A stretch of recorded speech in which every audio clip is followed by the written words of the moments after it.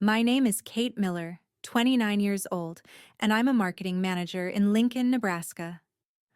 I've built everything from the ground up, facing every challenge on my own, with no help from anyone, not even from my family. One evening, after a long day at work, I walked into the house, ready to unwind. But my younger sister Linda was standing right in front of the door, wearing that half smile of hers. "Give me $3,000 for my birthday party," she said. I froze, my jaw tightening. $3,000 for a dress and a one-night party? As I bent down to take off my shoes, I replied, trying to keep my calm. "Earn your own money and take care of it yourself." Before I could say anything else, my parents appeared in the doorway. My dad's usual lazy tone hit me like a slap across the face. Either give her the money or leave the family. Before I could react, my mom rushed into my room and threw all my clothes into the trash, like they were worthless. My heart raced. For years I had been sending money, thinking it was for emergencies, thinking I was helping them. But this time, it wasn't an emergency. It was an extravagant party for my sister, and I was being asked to pay for it, or else be kicked out of the family. Anger surged through me, but there was something sharper behind it, a painful realization that I'd been used by my family for much longer than I'd thought. That night, after hours of pacing and thinking about what they had said, I made a decision. My finger hovered over the screen, then I hit cancel. I canceled it all. By 8:30 the next morning, my entire world had changed. And not long after, I discovered a truth that you wouldn't believe. If you've ever faced this kind of pressure from your family, share your story in the comments below. I'd love to hear how you dealt with it. To understand why Linda's demand shocked me so much, you need to know about my family. I built my life from nothing. No handouts, no shortcuts.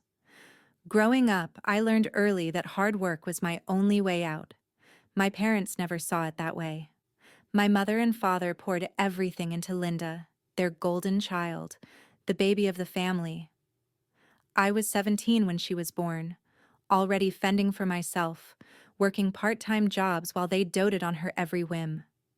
My mother, always the decision-maker, and my father, her quiet supporter, lived beyond their means. They'd buy Linda designer clothes, throw lavish birthday parties, even fund her weekend trips with friends despite their shaky finances. Their house in the suburbs of Lincoln was a constant money pit, always needing repairs they couldn't afford. Meanwhile, I was grinding through college, juggling 2 jobs, determined to make it on my own. By 25, I landed my first marketing gig. By 29, I was running campaigns for major clients, living comfortably on my own. No strings attached. My parents saw me as their safety net. 4 years ago, I set up a joint family account to help them cover bills, utilities, groceries, the basics. I thought I was doing the right thing, easing their stress. I was too busy to monitor it closely, assuming they'd use it responsibly. Linda, though, grew up expecting everything on a silver platter. At 18, she's hooked on luxury, $500 dresses, $200 dinners, you name it. My parents enabled it, draining their savings to keep her happy. I didn't realize how deep it went until now. I always felt like the outsider, the one who had to prove herself while Linda got a free pass. My mother would say, "She's young, let her enjoy life." My father just nodded along. I kept my head down, built my career, and sent money when they asked. But that account I set up, it was my biggest mistake. I trusted them, thought they needed it for necessities.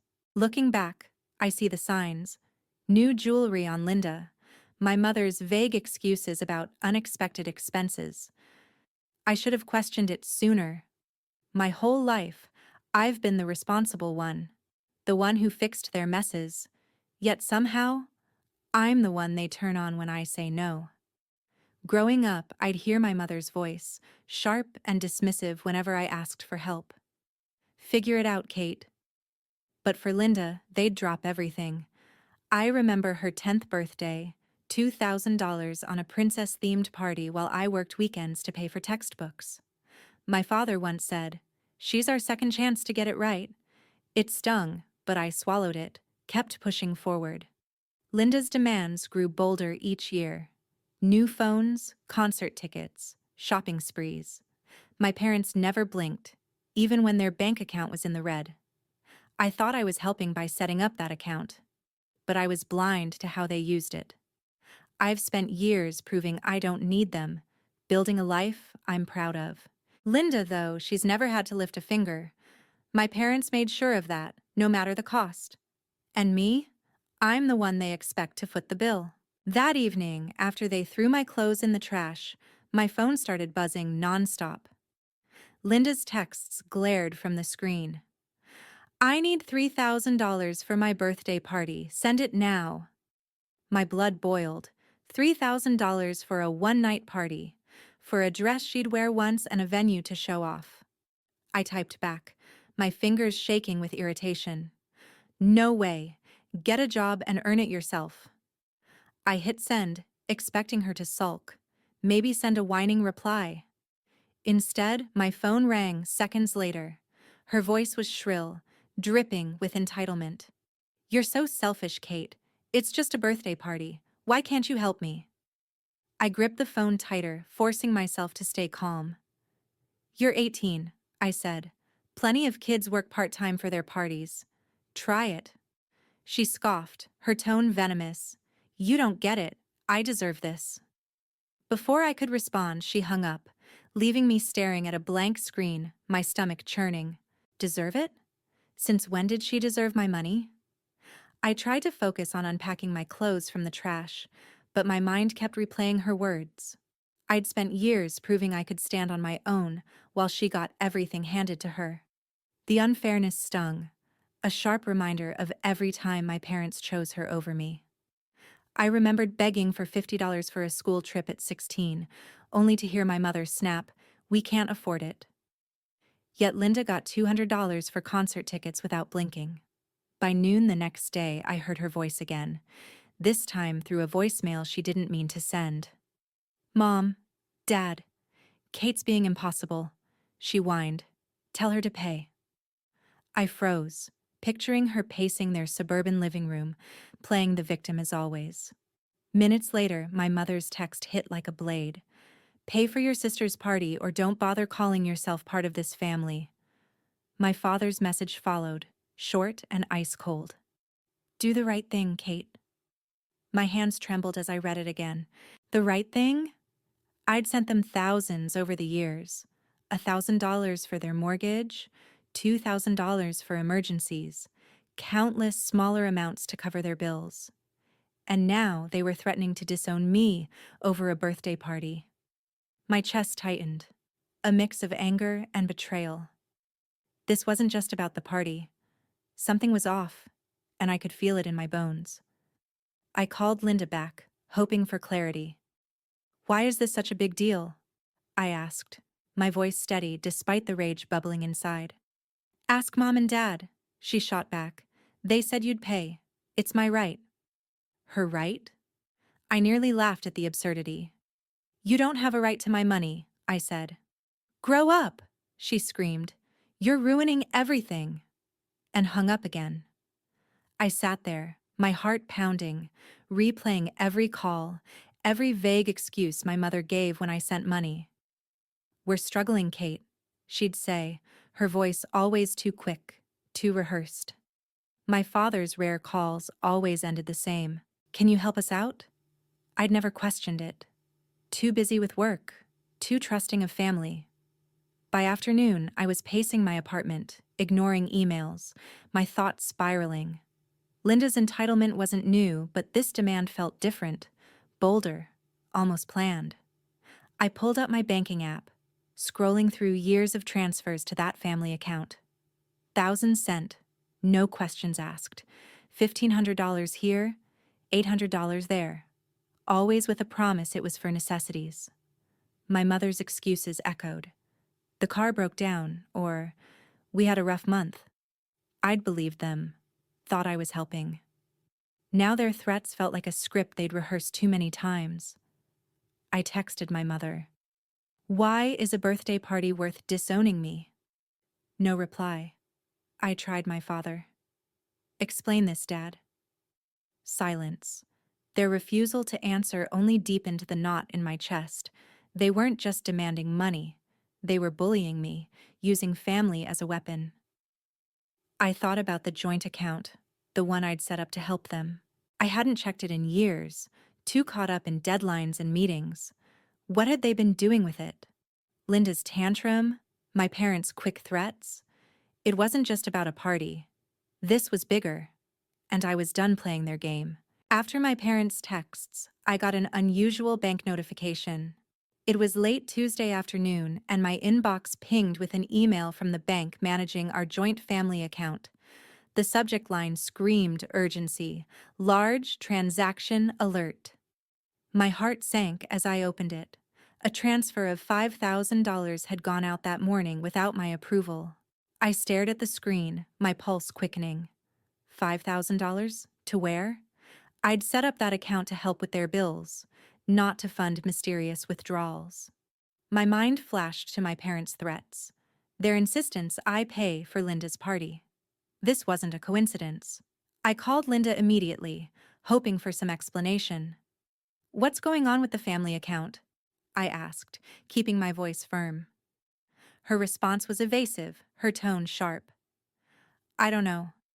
Ask Mom and Dad, she snapped. Why are you always so suspicious? I pressed harder. $5,000 just vanished. You know anything about it? She laughed. A cold, dismissive sound. You're overreacting. It's probably nothing.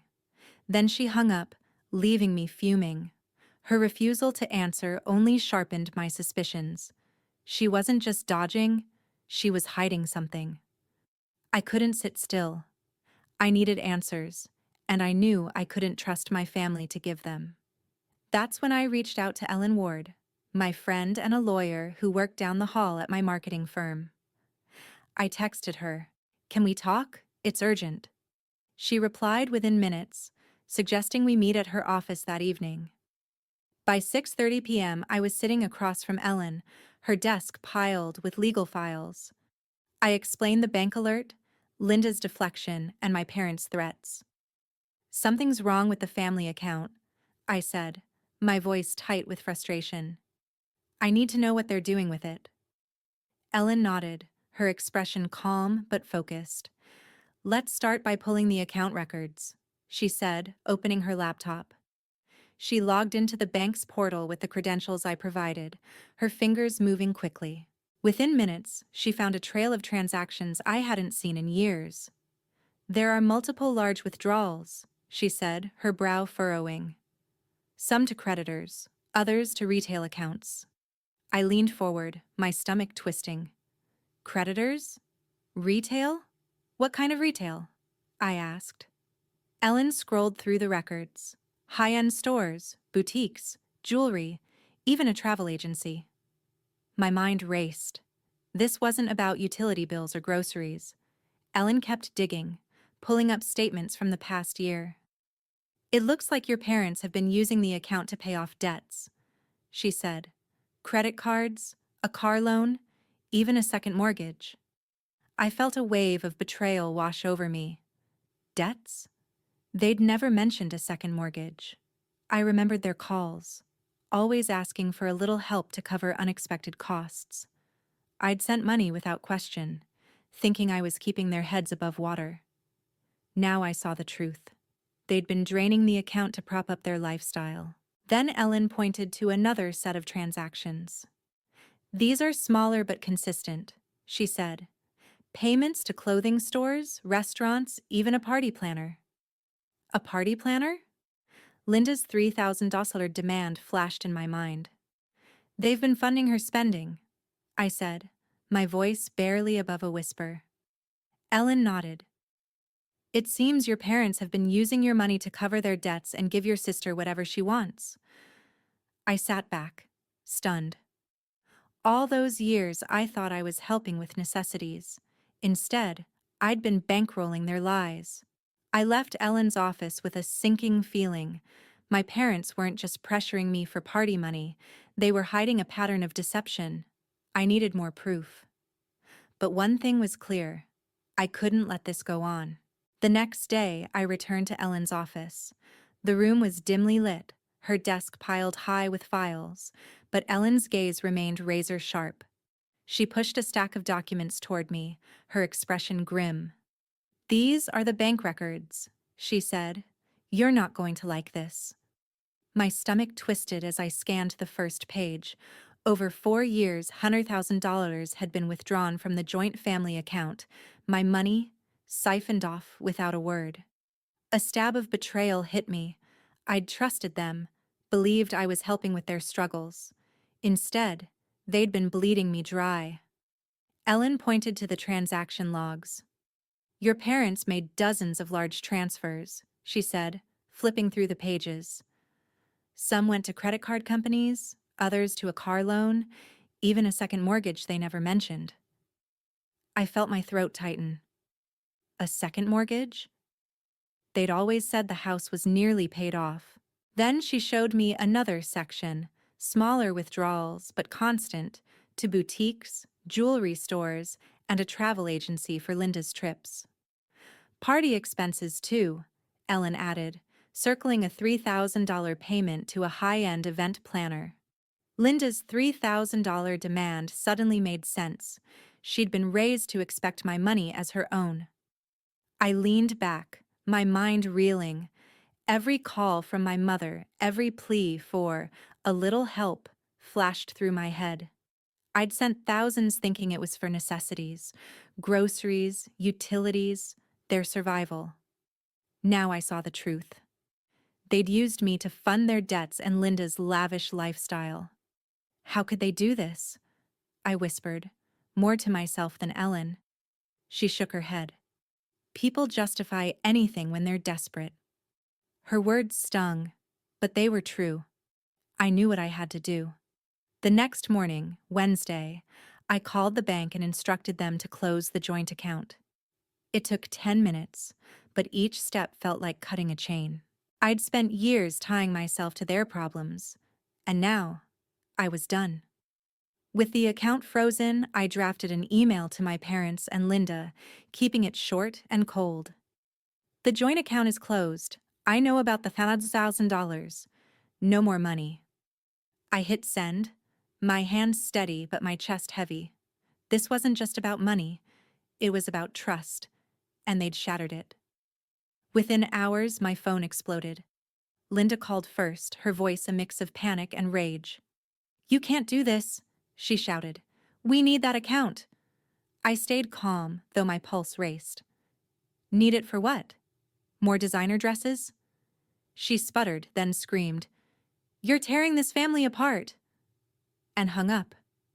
My mother's text came next, a wall of words. "How dare you accuse us? We needed that money to survive." Survive on luxury trips and party planners? My father's message was shorter, but no less desperate. "Kate, think about what you're doing to us." I didn't reply. Their excuses rang hollow. I called Ellen to update her. "They're freaking out," I said, my voice shaking with a mix of anger and relief. She wasn't surprised. "They're scared because their safety net is gone," she said. "You did the right thing." I wasn't so sure. Closing the account felt like freedom, but it also felt like losing the family I'd spent years trying to hold together. Their lies had changed everything, and I wasn't sure what came next. 1 week later, I drove to my parents' house in suburban Lincoln. My hands gripped the steering wheel, a folder of bank documents tucked beside me. The weight of what I was about to do pressed against my chest. I'd spent days preparing, replaying Ellen's findings. $100,000 drained from the joint account over 4 years, part of a larger mess. $5,000 in debts my parents had racked up. Today, I'd face them and lay it all bare. No more lies. I walked into their living room, the air thick with tension. My mother sat on the couch, her eyes already narrow. My father stood by the window, arms crossed, his face unreadable. Linda slouched in an armchair, staring at her phone, avoiding my gaze. I didn't waste time. I know everything, I said, dropping the folder onto the coffee table. The account I set up to help you? You took $1,000, and you're drowning in $500,000 of debt. I spread the documents out. Bank statements, transaction logs, proof of their spending. Credit card payments, a car loan, a second mortgage they'd hidden, and worse. Thousands funneled into Linda's designer clothes and trips. My mother's face crumpled, but not with guilt. How could you dig into our private business? She snapped, her voice trembling. This is family. I felt a wave of fury. Family? I'd given them everything, and they'd used me.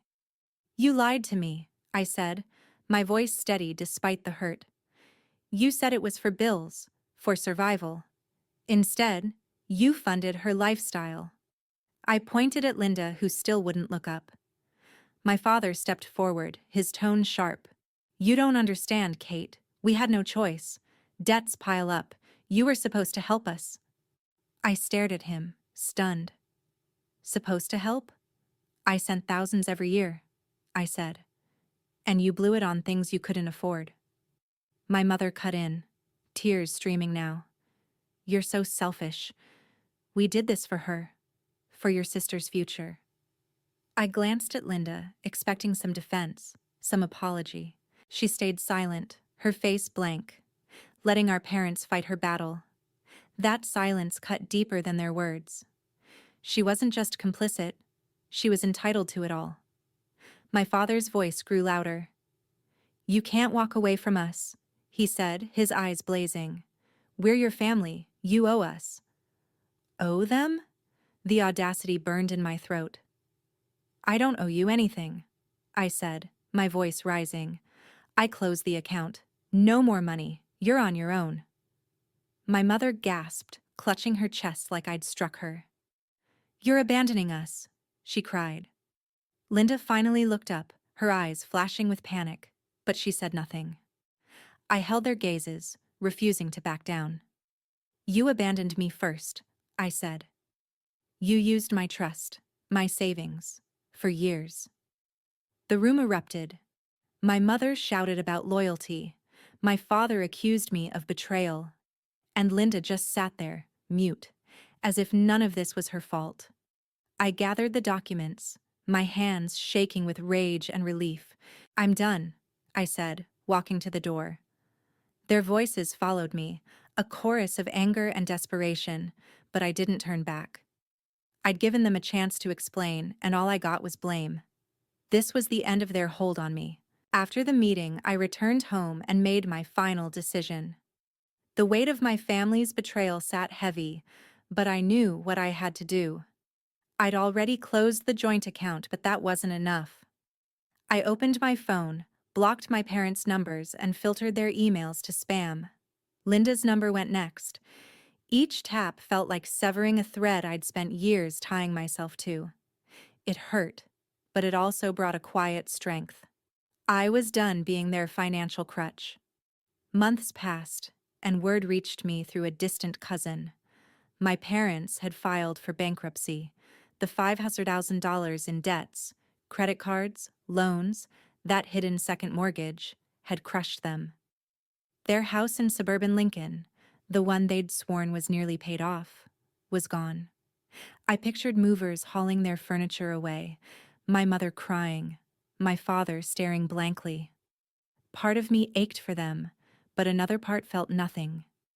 They'd built this mess, using my money to delay the inevitable. I'd given them chances, and they'd thrown them away. Linda faced her own reckoning. Without my parents' handouts, she had to grow up fast. The cousin mentioned she'd taken a part-time job at a clothing store, folding shirts and ringing up customers. I imagined her standing behind a counter, forced to earn what she'd once demanded from me.